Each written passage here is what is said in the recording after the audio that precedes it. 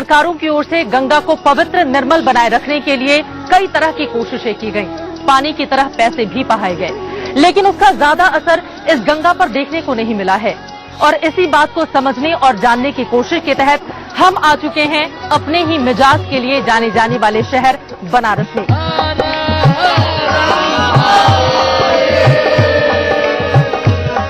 अपने इस खास पेशकश के साथ आपका स्वागत करते हुए आज हम बनारस से करेंगे बड़ी बहस इस बात को लेकर कि नमामि गंगे परियोजना जो मोदी सरकार की ओर से लाई गई है, गंगा को स्वच्छ निर्मल बनाने के लिए उसका कितना असर देखने को मिल रहा है। गंगे नमामि गंगे, जागो भाइयों जागो, जागो देश के वीरों जागो,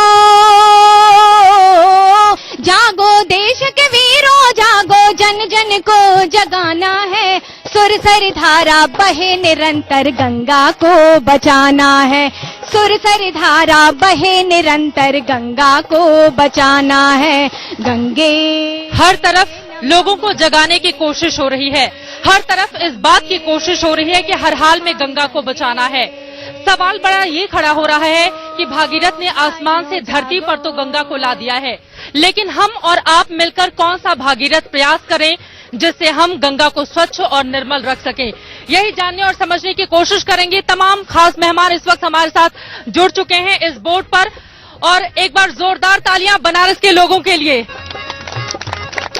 तो चलिए हम शुरुआत करते हैं और ये जानने की कोशिश करेंगे कि गंगा को निर्मल पावन कैसे बनाया जाए। यहाँ पर मौजूद लोगों से ही हम बातचीत कर लेते हैं और सबसे पहले यहाँ पर हमें दिखाई दे रहा है प्रदूषण है खरदूषण, ऐसा क्यों लिखने की जरूरत आन पड़ी? दरअसल प्रदूषण जो है वो खरदूषण के रूप में काशी ही नहीं पूरे गंगोत्री से लेकर के गंगा सागर तक जो है ये प्रदूषण रूपी खरदूषण जो है पैदा हुआ है। और मैं चाहता हूँ या सभी लोग चाहते हैं कि क्या इस प्रदूषण रूपी खरदूषण को कलयुग में कोई राम ऐसा अवतरित होकर के आएंगे और जो इसका वध करेंगे। बिल्कुल महत्वपूर्ण सवाल यह है क्योंकि आपको बता दें अभी हाल ही में कैबिनेट की ओर से मंजूरी दी गई है, अगले 5 सालों के लिए 20,000 रुपए करोड़ खर्च किए जाएंगे ताकि गंगा को स्वच्छ और निर्मल बना सके। और आपको याद भी होगा कि बजट के दौरान 2037 करोड़ की घोषणा की गई थी, लेकिन हालात उस तरह से बदले नहीं है। और इसी सवाल के साथ आपकी ओर से कैसे कोशिशें की गई हैं और मोदी सरकार जो काम कर रही है उससे संतुष्ट हैं? विगत दिनों हम लोगों ने गंगा के निर्मलीकरण के लिए शपथ ली थी। यहीं स्वामी स्वरूपानंद जी के प्रतिनिधि अभिमुक्तेश्वरानंद जी के नेतृत्व में बनारस की सड़कों पे हम लोग निकले थे। सारे काशी के प्रबुद्धजन, सारे लोग, उसमें किसी पार्टी का योगदान नहीं कहा जाएगा। अभिमुक्तेश्वरानंद जी स्वयं उस यात्रा में शामिल थे और हम लोगों ने यात्रा निकाली, लोगों को जागरूक करने का प्रयास किया और काल भैरव जी के पास जाकर हम लोगों ने FIR दर्ज कराई। उस FIR की कॉपी काल भैरव जी को दिया। हमारे कहने का मतलब यह है कि सरकारें आती रहेंगी जाती रहेंगी, पर अगर हम माने आम जनता अगर अपने कर्तव्य से विमुख रहेगी तो गंगा इसी तरह मैली होती रहेंगी। गंगा महत्वपूर्ण बातें इनकी ओर से बताई गई हैं। आपको बता दें कि जब तक हर एक नागरिक खुद अपनी जिम्मेदारी नहीं समझेगा तब तक गंगा को हम साफ नहीं कर सकते।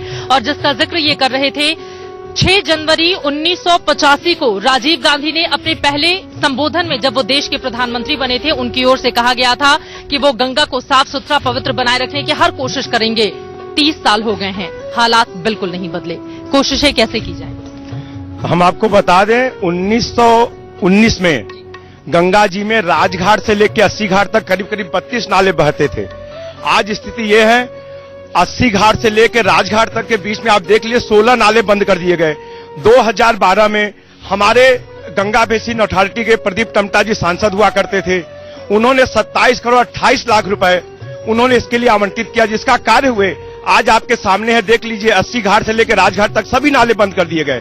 सच्चाई यही है, एक तरफ नरेंद्र मोदी भले ही ईमानदार कोशिश कर रहे हों, लेकिन बहुत सारे ऐसे लोग हैं और जो आरोप लगे हैं कि ड्रामा किया जा रहा है गंगा की सफाई को लेकर, फोटो खिंचवा लो फिर घर चले जाओ। आरोप प्रत्यारोप लगाने वाले वही लोग हैं जिन्होंने गंगा का करोड़ों अरबों रुपया खा लिया है, जिसकी जांच हम लोग कराएंगे।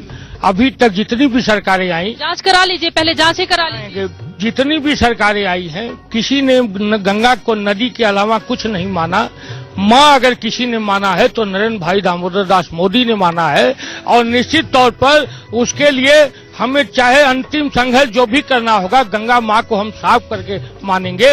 बोलने वाले तो वही लोग हैं जो पहले दौर का अरबों करोड़ों रुपया घोटाला घोट गए हैं गंगा के नाम पर। उधर से कांग्रेस पार्टी ने आवाज दी है कि 2009 में राष्ट्रीय नदी मनमोहन सिंह की ओर से घोषित नहीं कहा, माँ नहीं कहा। माँ अगर किसी ने कहा है तो नरेंद्र मोदी ने कहा है। ये नदी को नदी मान रहे थे, कमाने खाने का जरिया इनका था, उसे हमने रोका है और नमाम गंगे के माध्यम से माँ गंगा को साफ करके मानेंगे। आपके सामने गंगा के बीच में हम कर रहे हैं। चलिए, मोदी जी ने मां कहा था और एक बार फिर से आपको ये याद दिला दें कि जब नामांकन के लिए नरेंद्र मोदी यहां पर आए थे तो उनसे सवाल पूछा था पत्रकारों ने कि आप यहाँ क्यों आए हैं, तो उन्होंने कहा था मैं खुद नहीं आया, मां गंगा ने बुलाया है। लेकिन गंगा की पवित्रता को बरकरार कैसे रखा जाए, इसी सवाल के साथ मैं अपने गुडलक गुरु पवन सिन्हा जी के पास आना चाहूंगी, जो विशेष रूप से दिल्ली से हमारे साथ बनारस पहुंचे हैं और इस घाट से धीरे धीरे हम आगे भी बढ़ रहे हैं। तमाम दूसरे घाट भी आपको दूर दूर तक दिखाई दे जाएंगे और यहीं पर तुलसी घाट भी है जहां पर रामचरितमानस की रचना तुलसीदास जी की ओर से की गई थी, उसकी भी तस्वीर दिखाएंगे। लेकिन पवन सिन्हा जी, गंगा को लेकर तमाम कोशिशें की गई, मां को मां ही रहने दिया जाए, गंदा न बनाया जाए, लेकिन हालात बद से बदतर होते चले गए। दरअसल गंगा की सफाई एक राजनीतिक मुद्दा नहीं है, दुर्भाग्य से ही एक राजनीतिक मुद्दा बन गया। जब तक ये राजनीतिक मुद्दा बना रहेगा गंगा साफ नहीं हो सकती। गंगा की सफाई के 3 चरण हैं, केंद्र सरकार, राज्य सरकार और उसके बाद जैसे संविधान में 74वें संशोधन के बाद से जो ग्राम पालिकाएं इत्यादि आ गई, ये 3 स्तर है और इन 3 में सबसे ज्यादा सशक्त स्तर वो है जिसे हम नगर पालिका कहते हैं या ग्राम पालिका कहते हैं और ये सबसे ज्यादा कमजोर है। इसके पास ना कोई ताकत है, ना कोई प्रशासनिक ताकत है, ना वित्तीय ताकत है, लिहाजा सबसे ज्यादा लोग भी इसके पास हैं। तो लोगों की जो गंदगी है, लोगों की गंदगी का स्तर मैं आपको बताता हूं, रोजाना लगभग 30,000 टन की गंदगी जाती है और मात्र 500 टन गंदगी साफ करने का प्रयत्न होता है, वो भी पूरी तरह साफ नहीं होती है। तो लिहाजा इस तरीके से गंगा कभी साफ नहीं हो सकती। 4,000 करोड़ रुपया ऑलरेडी खर्च हुआ है, 2038 करोड़ रुपया खर्च होने की कगार पर है, 20,000 और अभी आ जाएगा। मैं ये बिल्कुल नहीं कहता कि प्रयास गलत है या बुरा है, नमामि गंगे एक बहुत अच्छा प्रोजेक्ट है, लेकिन इस प्रोजेक्ट में लोगों की भागीदारी बेहद आवश्यक है और ये भागीदारी मां के लिए होनी चाहिए, किसी राजनीतिक दल के लिए नहीं होनी चाहिए। और अगर राजनीतिक पार्टी या दल के लिए होगी तो नुकसान होगा। और सरकार का मतलब कोई पार्टी की सरकार नहीं होती है, सरकार का मतलब सबकी सरकार होती है। तो यदि इसमें स्टेट गवर्नमेंट, इसमें सेंट्रल गवर्नमेंट और इसमें जो थर्ड टियर ऑफ डेमोक्रेसी है वो गवर्नमेंट, ये तीनों मिलकर काम करेंगी तब तो ये होगा। फिलहाल इस वक्त हम एक बार फिर से आपको तस्वीरें दिखाना चाहेंगे। अलग अलग घाट है ये, हम बनारस में हैं और यहाँ पर आपको बता दें कि अलग अलग लोगों के नाम पर यहाँ पर इस वक्त भोसले घाट से हम गुजरते हुए हमारी यात्रा आगे बढ़ी है। आगे राम घाट है, 84 घाट भी आगे आने वाली है, वहां से हम गुजरेंगे। स्वर्ग से अली पाप हरे ब्रह्मा राजधानी से, स्वर्ग से अली पाप हरे गंगा राजधानी से, लोगवा खेल करत बाटे गंगा के पानी से, लोगवा खेल करत बाड़े गंगा के पानी से। एक और महत्वपूर्ण बात आपको बताते चलूं कि 1 लाख से ज्यादा की आबादी वाले गंगा तट पर तकरीबन 29 शहर, 50,000 से लेकर 1 लाख की आबादी वाले तकरीबन 23 शहर और 50,000 तक की आबादी वाले तकरीबन 48 कस्बे गंगा तट के अलग अलग किनारों पर वास करते हैं। लेकिन लोगों की जिम्मेदारी और जवाबदेही भी तय होनी चाहिए ताकि वो गंगा को शुद्ध रखने में अपनी महत्वपूर्ण भूमिका निभा सकें। फिलहाल हमारे साथ इस वक्त 2 बेहद खास मेहमान मौजूद हैं, उनका परिचय आपसे करवा देती हूं। आपको याद होगा कि नरेंद्र मोदी ने स्वच्छता अभियान को लेकर किस तरह से नवरत्नों को जोड़ा था और उसकी एक लंबी फहरिस्त एक चेन के रूप में बढ़ती हुई चली गई और ऐसे ही 2 रत्न हमारे साथ नरेंद्र मोदी जी के मौजूद हैं, उनसे हम बातचीत करते हैं। नरेंद्र मोदी जी ने नवरत्न में तो आपको शामिल कर लिया, लेकिन आप बताइए आपने अपनी ओर से कोशिशें कैसे की हैं गंगा को साफ रखने के लिए? गंगा को साफ करने के लिए सर्वप्रथम सदियों से, मतलब बहुत सालों से चला आ रहा है सफाई का अभियान, स्वच्छता का। लेकिन जब से नरेंद्र मोदी जी प्रधानमंत्री हुए हैं तब से स्वच्छता में गंगा की तेजी आई है थोड़ा सा और। लेकिन जब तक 4-5 बिंदुओं पर अगर हम न देख लें, गौर कर लें, तो गंगा 50% से 60% अपने आप साफ हो जाएगी। पहले तो हम अपने जन जन को ये जाग जाएं कि गंगा हमारी माँ है और जिस दिन ये भावना आ जाएगी कि हम गंगा में कचरा न फेंकें तो उस दिन गंगा का स्वच्छता में 25-30% अपने आप से गंगा साफ हो जाएंगी। गंगा में जो कचरा फेंक रहे हैं एक इंसान फेंक रहा है, और ये नहीं है कि कौन फेंक रहा है, उस इंसान को केवल हम जगा दें कि ये माँ है, इस पर कचरा मत फेंको गंगा में, तो गंगा का स्वच्छता अभियान शुरू हो जाएगा। दूसरा ये है कि अगर हम नालों पे यहाँ से गंगा जहाँ बह रही है, अगर हम नालों को बंद करवा दें, नाला को उसको परियोजना में उसको जो भी प्लांट है उसका डाल दें, तो आधी समस्या 25% उससे दूर हो जाएगी। और प्रॉपर गंगा का जो खनन इधर बीच पर बंद है, लगातार बंद है, जिससे गंगा की गहराई कम होती जा रही है। लेकिन ये सरकार की जिम्मेदारी है ना, सरकार सिर्फ बजट ही पास क्यों कर रही है? जो महत्वपूर्ण चीजें, एक कम से कम एक ऐसा प्लान तैयार किया जाए जिस पर एक एक करके हम आगे बढ़ें, कुछ 3 महीने के लिए, कुछ 1 साल के लिए, कुछ अगले 5 साल के लिए। बजट तो 5 साल के लिए 20,000 बना दिया गया, लेकिन सिर्फ बजट बनाने से गंगा साफ होंगी क्या? नहीं, 20,000 करोड़ से आने से गंगा का जो जहाँ पैसे की जरूरत है वहाँ पैसा लगाया जाए, लेकिन जो मेन बिंदु है कि हम जन जन को पहले जागरूकता ला दें कि गंगा ये है, चूंकि यही माँ गंगा है जो दिख रही है साक्षात, जो इतिहास में, वर्णनों में, चाहे महाभारत चाहे गीता में इसको उल्लेख है, रामायण में, कि गंगा अवतरित हुई, गंगा को लाया गया है और साक्षात ये प्रकट गंगा दिख रही है। तो ये गंगा को हम पहले इस बिंदु पर विचार कर लें कि अपने अंदर ये भावना लाएं कि इस पे हम गंदगी न करें। आपने किस तरह से कोशिश की है? जैसे कि नरेंद्र मोदी जी का सबसे पहले हम धन्यवाद करना चाहेंगे कि पूरे देश में उन्होंने सबको झाड़ू पकड़ा दिया। कम से कम उनके अंदर ये दिखाया कि ये झाड़ू आप लगा सकते हैं, आपको ये झाड़ू लगाना अति आवश्यक है। और खुद भी यहाँ पर आके उन्होंने गंगा घाट पर साफ सफाई की थी जी, लेकिन उसका असर वो सिर्फ सांकेतिक था या उसका कुछ असर भी यहाँ पर दिखा? नहीं, कुछ असर दिखा, लेकिन उसमें बहुत कमियां हैं। लेकिन जन जागरूकता के साथ साथ जैसे यहाँ कुछ घाटों पे पशुओं को नहलाया जाता है, कुछ घाटों पे धोबी घाट है, कुछ घाटों पे, पूरे घाट पे ये बैन कर देना चाहिए कि किसी को सोप यूज नहीं करना है, साबुन यूज नहीं करना है। जब तक कड़ाई नहीं होगा, 50,000 करोड़ भी आएगा, वो गंगा साफ नहीं। लहर लहर लहरावे गंगा, डमरू बजावस भोले, बनारस बम बम बोले, बनारस बम बम बोले, बनारस बम बम बोले, बनारस बम बम बोले। लहर लहर लहरावे गंगा, लहर लहरावे गंगा, डमरू बजावस भोले, बनारस बम बम बोले, बनारस बम बम बोले, बनारस बम बम बोले, बनारस बम बम बोले। ओम नमः शिवाय, ओम नमः शिवाय, ओम नमः शिवाय, ओम नमः शिवाय। ये बनारसी अंदाज तो आपको समझ में आ ही गया होगा कि बनारस से जिस मुद्दे पर हम चर्चा कर रहे हैं वो अपने आप में बेहद गंभीर है, लेकिन ये दरअसल यहाँ का अंदाज है और उसी अंदाज को दिखाने समझाने की हम कोशिश कर रहे हैं।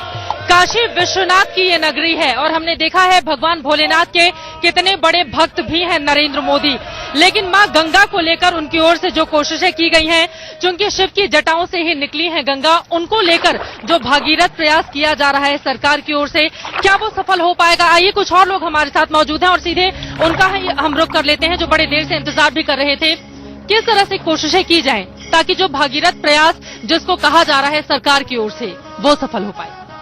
इसमें सबसे इम्पोर्टेंट है कि जितने भी नाले इस नदी के अंदर मिल रहे हैं उन नालों का सेपरेट ट्रीटमेंट हो, और ट्रीटमेंट होने के बाद जो पानी वहां से, जितने छोटे छोटे जैसे हम लोग घर में पानी पीते हैं, छोटे आरओ सिस्टम होते हैं, अगर उसी तरह से कुछ बड़े आरओ सिस्टम अगर हम लोग लगाएं और हर नाले की सफाई करके उसी पानी को अगर गंगा में बहाएंगे तो पानी भी बढ़ेगा और वो अविरल गंगा बनेगी और उसके अंदर में कोई भी गंदगी नहीं होगी। शाम यहाँ पर लगातार ढलती हुई चली जा रही है और गंगा आरती का भी वक्त हो रहा है, वो भी तस्वीरें आपको दिखाएंगे, लेकिन उसके पहले आपसे ये मेरा सवाल है, इसको क्यों लिखना पड़ गया? और आप लोगों ने तो 2012 में बकायदा इसके लिए आमरण अनशन किया था, बहुत कोशिशें की थी, वो सफल क्यों नहीं हो पाया? जी ऐसा है कि इसलिए यह लिखना पड़ा क्योंकि जितनी भी बातें सरकार की तरफ से अभी आ रही हैं वो केवल निर्मलता को लेकर आ रही हैं, अविरलता की तरफ किसी का ध्यान ही नहीं है, जबकि सबसे ज्यादा जरूरी है अविरलता। अविरलता और निर्मलता को कैसे अलग अलग आप डिफाइन करेंगे? जो आम लोग हैं उसको कैसे समझाएंगे कि इन दोनों में कितना बड़ा फर्क है? जो बांध बन रहे हैं गंगा पर वो ध्यान ही नहीं है, जबकि सबसे ज्यादा जरूरी है अविरलता। अविरलता और निर्मलता को कैसे अलग अलग आप डिफाइन करेंगी? जो आम लोग हैं उसको कैसे समझाएंगे कि इन दोनों में कितना बड़ा फर्क है? जो बांध बन रहे हैं गंगा पर, वो बांध बनने के कारण गंगा अवरुद्ध हो गई है, जल आ ही नहीं रहा है। तो जो जल इकट्ठा हो जा रहा है, इकट्ठा जल गंदगी का ढेर होता है, वो पानी सड़ जाएगा, वो गंगा जल रह ही नहीं जाएगा। तो जब आप प्रवाह वहां से अविरल कर देंगे, गंगोत्री से गंगा को छोड़ देंगे, गंगा मुक्त हो जाएगी, तो प्रवाह जब आ जाएगा तो प्रदूषण अपने आप खत्म हो जाएगा। बिल्कुल सही कहा इन्होंने। और हमारे साथ आपकी ओर से भी दोनों लोग साथ में मौजूद थे और भी बहुत सारे लोग थे जिन्होंने आमरण अनशन किया था। उस समय उसका कुछ रिजल्ट निकला था? आमरण अनशन करने से कोई फायदा होता है या फिर सरकारें सोती रहती हैं और उनके ऊपर कोई असर नहीं पड़ता, नागरिक चाहे जितनी भी कोशिशें करें? देखिए, हम लोग तो अभी भी जिंदा हैं, इस बात पर हम लोग अभी भी शर्मिंदा हैं। ये बात हम लोगों को इसलिए कहना पड़ रहा है कि जब हम लोगों ने 2012 में अनशन किया था, उस समय कांग्रेस की सरकार थी। अनशन किया गया, हमारे पूज्य शंकराचार्य जी महाराज मनमोहन सिंह जी से मिले, उन्होंने गंगा को राष्ट्र नदी घोषित कराया। राष्ट्र नदी घोषित इसलिए कराया था कि राष्ट्र नदी करने पर जिस तरह से राष्ट्रीय प्रतीकों का सम्मान होता है, उस तरह का सम्मान गंगा को मिलना चाहिए। लोगों की अपनी अपनी ये मान्यताएं हैं जिस पर लोग भरोसा करते हैं और इस वजह से उनकी ओर से ये बातें कही जा रही हैं। लेकिन अब जितने लोग मौजूद हैं उनके साथ दो ऐसी महत्वपूर्ण बातें बताइए जिससे हम गंगा को अविरल, निर्मल, स्वच्छ रख सकें। मैं एक सामाजिक कार्यकर्ता हूं। 12 वर्ष की उम्र से ही आगे बूंदी पर कोटा घाट है, वहां के एक पार्षद श्री घनश्याम सिंह जी हैं, उनके वो जो निर्दल है वो भी किसी पार्टी से नहीं है। मैं उनको देखकर उनसे मैंने प्रेरणा ली कि ये घाटों की सफाई करनी चाहिए। मैं 12 वर्ष की उम्र से, हम लोग फरसा चलाने नहीं आता था, फावड़ा चलाने नहीं आता था, फिर भी हम लोग घाट की सफाई कर रहे थे। और यानी कि इनका ये मानना है कि दरअसल नरेंद्र मोदी घाट पर आकर अगर सफाई करते हैं तो ड्रामा से ज्यादा वो कुछ नहीं है। हालांकि ऐसे अगर कुछ लोग इस बात को स्वीकार करते हैं तो कुछ ऐसे भी हैं जो इस बात पे गौरवान्वित होते हैं कि देश का प्रधानमंत्री जब झाड़ू लेकर खुद चलेगा तो देश के लोग भी उसके साथ आगे बढ़ेंगे। मोदी जी का झाड़ू लगाना एक ड्रामाबाजी है, तो ऐसा इस घाट पे इनके झाड़ू लगाने से, उनके स्वच्छता अभियान से लोगों के मन मस्तिष्क में इतना परिवर्तन हुआ कि अगर आज एक कुरकुरे का पैकेट लेते हैं तो उसके फेंकने के लिए एक डस्टबिन ढूंढते हैं, फिर उसको डंप करते हैं। तो ऐसे अगर झाड़ू लगाना उनका ड्रामाबाजी है तो हम ऐसे ड्रामाबाजी को सलाम करते हैं। और उस इंस्पिरेशन से नागालैंड से यहाँ पे आके लोग जो है स्वच्छता अभियान में जुड़े हैं, गुजरात से आके यहाँ पे लोग स्वच्छता अभियान में, एनराइज आके स्वच्छता अभियान में। अगर ये ड्रामाबाजी है तो ऐसा प्रधानमंत्री ही इस देश को हमें चाहिए। सारे घाट वो सामने हैं। आप 20 फुट मट्टी आज के डेट में घाटों पर कैमरा करिए, पीछे कैमरा करिए, केवल सिवाय ड्रामेबाजी के किसी का ध्यान सफाई में नहीं है। लोग आते हैं अस्सी घाट पर 20 फुट मट्टी आज भी लगी हुई है, दाहिने भी रख लिए, बाएं भी रख लिए, कहाँ साफ है? ये लोग शोर मचा रहे हैं। इस देश का करोड़ों रुपया लूट के ये चोर मचाए शोर की जोड़ी है। इससे होशियार रहने की आवश्यकता है और हम लोग होशियार रहेंगे। इसमें क्या कह रहे हैं? ये गाना गा रहे हैं, मेरे पिया गए रंगून, वहां से आया टेलीफोन की तेरी याद सताती है, देश में आग लगाती है। ये पिछले 10 साल से लूट रहे थे। पिछले 1 साल में प्रधानमंत्री नरेंद्र मोदी जी के नेतृत्व में उस लूटपाट को रोक दिया गया है। और नरेंद्र मोदी जी ने सिर्फ कहा नहीं है, शायरी करना, कविता करना ये सिर्फ कांग्रेसियों का काम है। मोदी जी ने जो कहा है वो करके दिखाएंगे। 1 साल में जिस तरह से उन्होंने इस देश में भ्रष्टाचार को रोका है, उसी तरह से देश में भ्रष्टाचार के साथ साथ गंगा नदी में भी जो इन लोगों ने भ्रष्टाचार किया है, उस लीकेज को रोक करके वास्तव में गंगा नदी की सफाई करने का काम। ये कुछ लोग इस बात को मानते हैं कि दरअसल नरेंद्र मोदी की ओर से जो कोशिश की जा रही है वो अच्छी है, कुछ लोग नहीं मानते हैं। लेकिन सगुण और निर्गुण के उपासक यानी कि तुलसीदास और कबीरदास की ये नगरी है। उम्मीद यही है कि अगर मिलजुल कर हम आगे बढ़ें और एक साथ आगे बढ़कर गंगा की सफाई करें तो शायद तस्वीर हमें बिल्कुल अलग और अलहदा देखने को मिलेगी। एक छोटे से ब्रेक के लिए हम रुकेंगे, लेकिन वापस आएंगे। आप देख ही रहे हैं, शाम हो चुकी है, गंगा आरती का वक्त है। उसकी तस्वीर दिखाएंगे, बताएंगे उसकी महत्ता और किस तरह से हम और आप मिलजुल कर कोशिशें करें ताकि हम अपनी माँ को यानी कि गंगा को पूरी तरह से। गुड लक गुरु पवन सिन्हा जी मौजूद हैं। अब इन तस्वीरों के जरिए माँ को समझने की और कोशिश करते हैं। गंगा आरती का क्या महत्व है? बहुत महत्वपूर्ण है। दरअसल ये एक ऐसा जल है जो माँ है। ये एक ऐसा जल है जो शरीर के रोगों से लेकर आत्मा भी जब शरीर छोड़ देती है, ये उस वक्त भी हमारे साथ होता है। इसने न केवल आत्मा को तारा है, इसने न केवल शरीर को तारा है, बल्कि हजारों रोग मनुष्य से इसने दूर किए हैं। मनुष्य को सुख दिया, आह्लाद दिया, जैसे हम यहाँ देखते हैं अभ्यंगम दृश्य है, ऐसा आह्लाद दिया है, जीवन दिया है, जीवन रेखा है। इसकी गोद में न जाने कितने सृजन हुए हैं, इसलिए इसे माँ का, परम माँ का दर्जा दिया गया है। और इस माँ को नष्ट होता हुआ ये भारत देख नहीं सकता। इसलिए हमने जितने भी हमारे देवी देवता हैं जिन्होंने हमें पाला है, चाहे वो गाय हो, गंगा हो, चाहे वो स्त्री शक्ति हो, हम उसकी प्रार्थना करते हैं, उसको धन्यवाद कहते हैं। इसी धन्यवाद को आरती कहते हैं। यूं तो इस आरती का इतिहास लगभग 2700 साल पुराना है, लेकिन मूलतः जो अभी आरती हम सुन रहे हैं, ये आरती मध्ययुगीन है। उसके बाद से एक शिवानंद जी महाराज ने ये आरतियां सब तैयार की। तब से पूरे भारत में हर मंदिर में जहां संध्या प्रारंभ होती है, वहां ये आरतियां प्रारंभ हो जाती हैं, जिसमें हम धन्यवाद करते हैं कि तूने पूरा दिन हमें पाला है, तेरा बहुत बहुत धन्यवाद।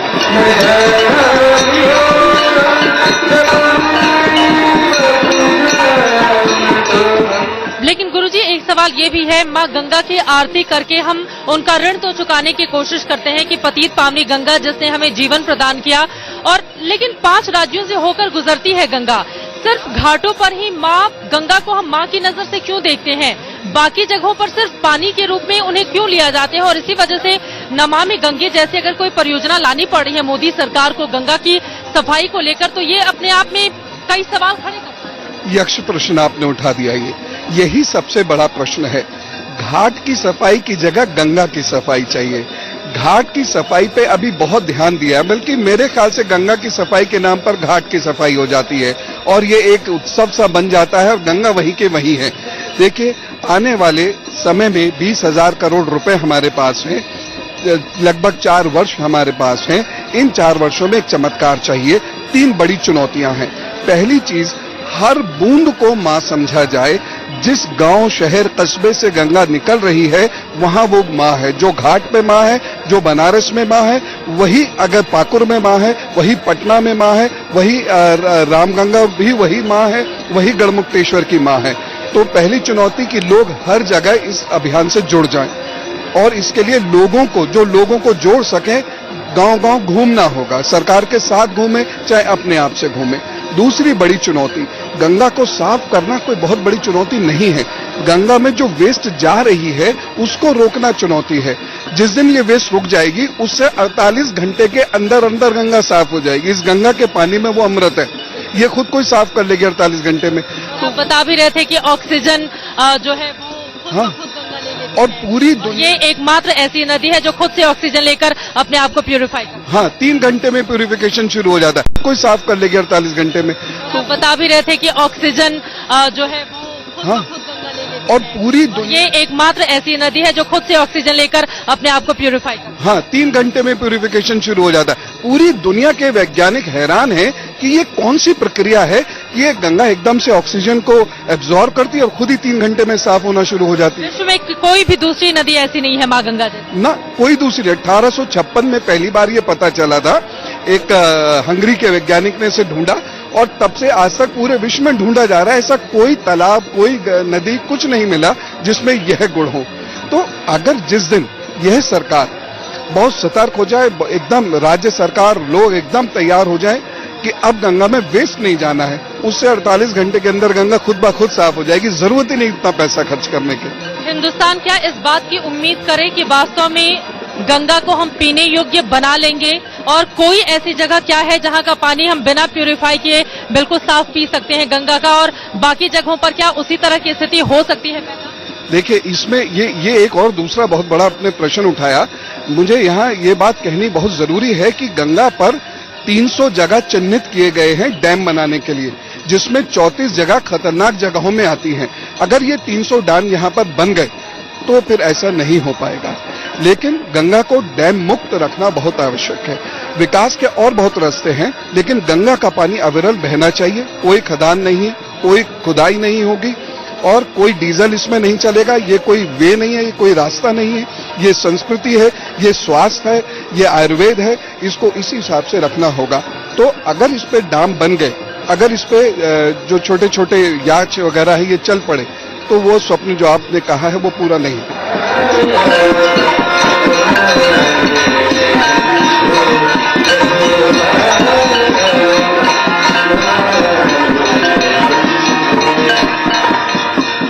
हमारे साथ कुछ और लोग हैं जिनसे बातचीत नहीं हो पाई है, इधर हम आना चाहेंगे। आपको बता दें कि बीएचयू में ज्योतिषाचार्य के प्रोफेसर हैं ये दोनों लोग। मां गंगा का भविष्य अगर हम देखें ज्योतिष की नजर से कैसा नजर आता है? देखिए, सबसे पहले तो माँ गंगा के विषय में नमामि गंगे तव पाद पंकजम सुरासुरैर्वंदित दिव्य रूपम भुक्तिम च मुक्तिम च ददासि नित्यम भावानुसारेण सदा नराणाम। ये वो गंगा है जो सत्व रज तम तीनों प्रकृति के लोगों के, असुर और देव सभी के द्वारा वंदित हैं, जो भोग और मुक्ति सभी प्रकार की दायिनी है। तो ये माँ गंगा का स्वरूप है। गंगा के अब तक के इतिहास को अगर आप देख लीजिए, आज से 100-200 साल पहले आप जाइए, जब गंगा की धारा पवित्र और अविरल हुआ करती थी, तो उसके मूल में अगर कुछ था तो कोई राजनीति नहीं थी, कोई राजाश्रय नहीं था, कोई भी किसी प्रकार का कोई उसमें ध्रुवीकरण नहीं था, उसमें थी तो जनभावना। क्योंकि गंगा के अवतरण के पश्चात ही जो हमारे शास्त्रकारों ने गंगा के संदर्भ में लिखा, उसमें लिखा या कर्णिता भिलसिता दृष्टा स्पृष्टा अवगाहिता पीता उक्ता स्मृता स्तुतावा पुनाति बहुधा पापिनः पुरुषान। ये वो गंगा है जो जिनका कर्ण श्रवण मात्र कर लेने से, जिनका स्मरण कर लेने से, जिनका पान कर लेने से, जिनका अवगहन कर लेने से, जिनमें डुबकी लगा लेने से, जिनका स्मरण कर लेने से, जिनका उच्चारण कर लेने से पापी जो है अपने समस्त पापों से नष्ट हो जाते हैं। अगर इस तरह की भावना लोगों के मन में अगर रहेगी तो हमें नहीं लगता कि विश्व का कोई भी मनुष्य अगर इतनी सात्विक भावना अगर किसी के सामने दिखाई देगी तो इसमें करेगा। तो हमें ये लगता है कि जिस तरह से राष्ट्रीय नदी इसको घोषित किया गया है, उसी तरह से राष्ट्रीय संविधान में ये भी नियम बनना चाहिए कि जिस तरह से राष्ट्रीय ध्वज का अपमान करने वाले, राष्ट्रीय पशु का अपमान करने वाले, राष्ट्रीय पक्षी का अपमान करने वाले को दंड दिया जाता है, वैसे ही माँ गंगा का अपमान दंड दिया जाए। माँ गंगा के प्रति सभी राजनीतिक आदमी की आस्था और श्रद्धा तो है, लेकिन जब भी किसी भी सरकार जब बजट पेश करती है स्वच्छता अभियान में या माँ गंगा के लिए, तो एक दूसरे पर राजनीतिकरण होने लगता है। जब तक हम राजनीति से उठ करके एक आत्मबल बना करके इस गंगा में नहीं जुटेंगे अभियान में, तब तक यह सफल नहीं हो सकता है। हम इस सरकार से हम लोग अनुग्रह करते हैं कि एक अलग टास्क कमेटी बनाए, आज इसमें केवल प्रशासनिक लोगों को यह दायित्व दिया जाए कि जो नियम पूर्वक इसका पालन करे, इसलिए कि जब तक राजनीति और छींटाकशी होती रहेगी कि तब तक यह चीज नहीं सुधर सकती, भले कितना हो पैसा इसमें लगे।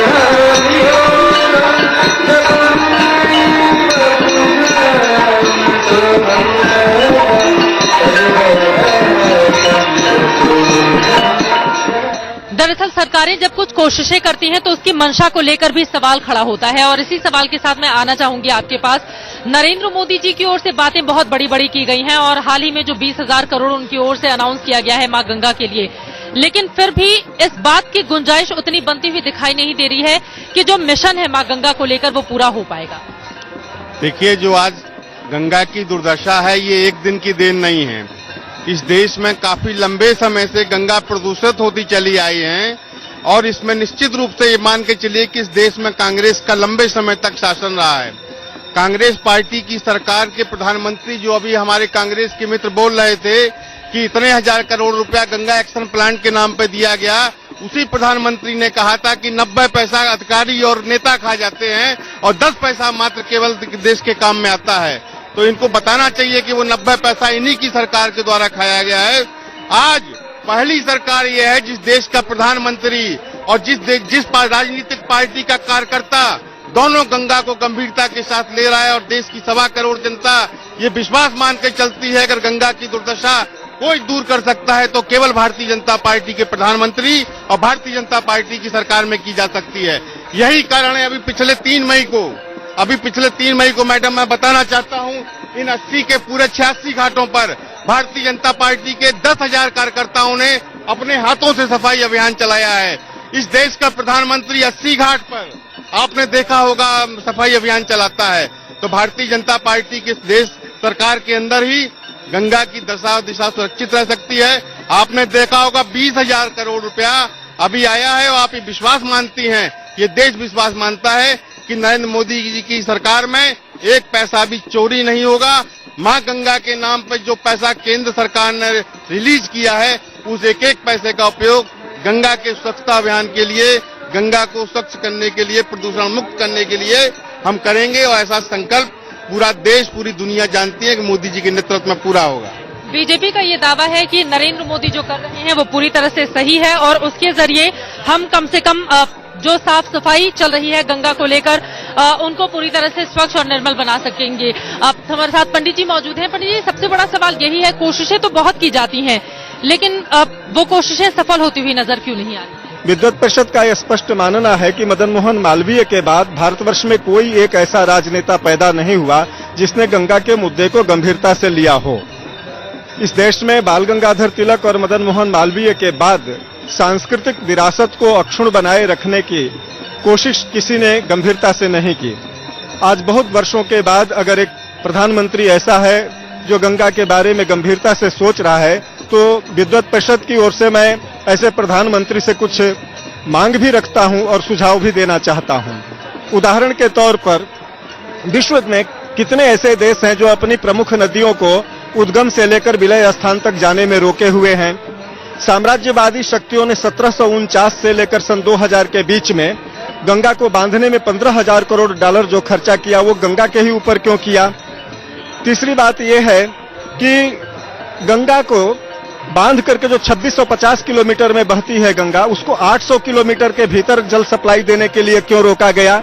किन लोगों ने स्वेज डेग्रोमांट जैसी अनेक कंपनियों को प्रमोट किया और बोतल में गंगा जल को बेचने के लिए व्यवस्था की, करोड़ों अरबों रुपया गंगा जल बेच करके विदेशी कंपनियां क्यों ले जा रही हैं? तीसरी बात कि जो एक वैज्ञानिकों के द्वारा सुझाव दिया गया था पिछली सरकार को, कांग्रेस सरकार को, कि गंगा की एक अविरल धारा को पाइप के द्वारा जहां से वो प्रतिबंधित हो गई है बहाया जाए। ये समस्या गंगा की 25 अप्रैल 2000 से उत्पन्न हुई है, जब टेहरी बांध में चारों फाटक बंद कर दिए गए। उसके पहले गंगा दोनों धाराओं को व्याप्त करके चलती थी। मेरा ये कहना है कि माननीय मोदी जी, आपके सिग्नेचर से गंगा अविरल हो सकती है, पवित्र हो सकती है, साफ हो सकती है।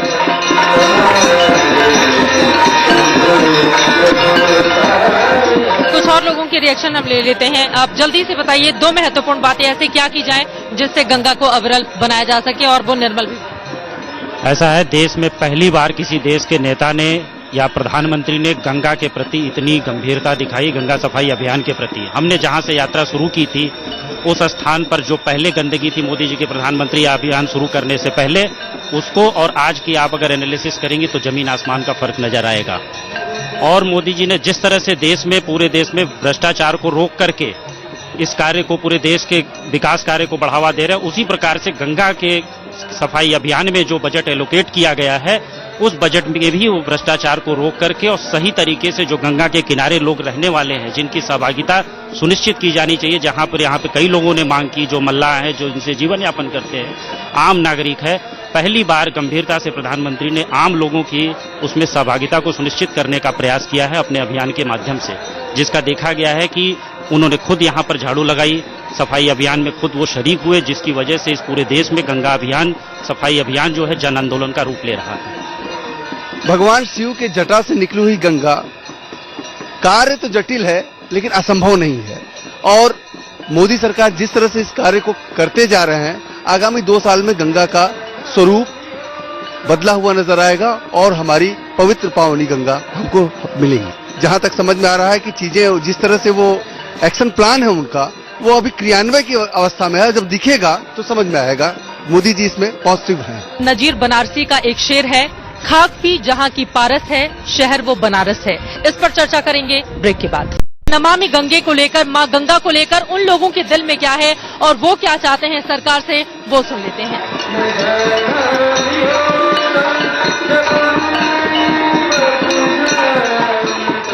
9 वर्ष हो गए हैं गंगा आरती करते हुए। तब तो आप बहुत छोटे रहे होंगे, कितने सालों से शुरुआत? मेरे को 16 वर्ष के थे हम। कुछ विशेष योग्यता चाहिए होती है इसके लिए? नहीं, ऐसा नहीं है, कला का वो तो आकर्षित ही है, जैसी कला जिसको प्राप्त होती है, भगवती की जिसके ऊपर कृपा होती है कि आरती छोटी मोटी नहीं होती, 8 किलो की आरती होती है, जिसकी भगवती की विशेष कृपा होती है वही आरती कर सकता है यहाँ पे। क्या आप लोग संतुष्ट हैं? और यहाँ के सांसद हैं मोदी जी, जो भी काम कर रहे हैं बनारस में, आप लोग खुश हैं? बहुत खुश है, सभी लोग खुश होंगे। मैं तो ये जान सकता हूँ सभी लोग खुश होंगे और हम लोग भी खुश है सभी। क्या वजह है इसकी? वजह तो यही है कि देखिए जो बनारस में ये सब सफाई और ये सब एकदम सभी लोग मतलब यहाँ की जो बुराइयां वो खत्म हो गई हैं और यहाँ पर लोग तरह तरह के उनके विषय में सोचने लगे हैं कि कहने लगे हैं कि आगे चल के ये उन्नति होने वाली है। लेकिन जो ठेठ बनारसी हैं जो हर रोज सुबह शाम आते हैं मां गंगा के दर्शन के लिए, उन लोगों का क्या कहना है नमामि गंगे कार्यक्रम को लेकर? बाबा विश्वनाथ की नगरी का इससे बड़ा कौन सा कार्य होगा कि गंगा के ऊपर उन्होंने जो ध्यान दिया हुआ है, आने वाला समय वो देखेगा। कोई भी कार्य जो होता है वो 2 दिन 4 दिन 1 साल के अंदर नहीं होता है। अभी तो उन्होंने स्टार्ट किया है सफाई अभियान। सफाई से बहुत खुश है। बहुत खुश है। उससे आपका क्या फायदा? मेरा फायदा ये हुआ जो 20 साल से 80 के घाट को जो सफाई नहीं हुआ वो 1-2 महीने के अंदर हो गया। काफी बदलाव दिखने की मिली, इसी बात नहीं है। घाट पे देखिए, घाट पे जाके ना पहले से काफी बदलाव घाट पे आई है। घाट पे ही बदलाव है? घाट बदलाव नहीं है, रोड पे भी काफी जाम काफी है। सफाई अभियान, गंगा सफाई अभियान किया है उन्होंने, थोड़ा साफ सुथरा रहता है। साफ सुथरा रहता है। मेरे पीछे यानी कि बनारस में गंगा घाट की जो लाइव तस्वीरें आप देख रहे हैं मां गंगा की आरती की, दरअसल ये आरती शपथ है। शपथ इस बात की कि मां तुम हमेशा यूं ही अविरल बहती रहो, मां तुम हमेशा हमारी यूं ही रक्षा करती रहो, हम तुम्हारे पुत्र पुत्री हैं, मां तुम हमेशा हमारे करीब रहो। लेकिन वास्तव में हम मनुष्यों की ओर से ही इतने सारे ऐसे काम किए गए हैं जिसको लेकर अब सवाल भविष्य में ये खड़ा होने लगेगा कि मां गंगा इस धरती से विलुप्त न हो जाए। इसीलिए हमें और आपको ये प्रण करना होगा कि हम नमामि गंगे के साथ आगे बढ़ें। हम ये शपथ लें कि मां गंगा को हर हाल में हम साफ सुथरा रखेंगे, स्वच्छ रखेंगे, पवित्र रखेंगे। बनारस से हमारी इस खास पेशकश में फिलहाल इतना ही, लेकिन बाकी खबरों के लिए आप बने रहिए इंडिया न्यूज।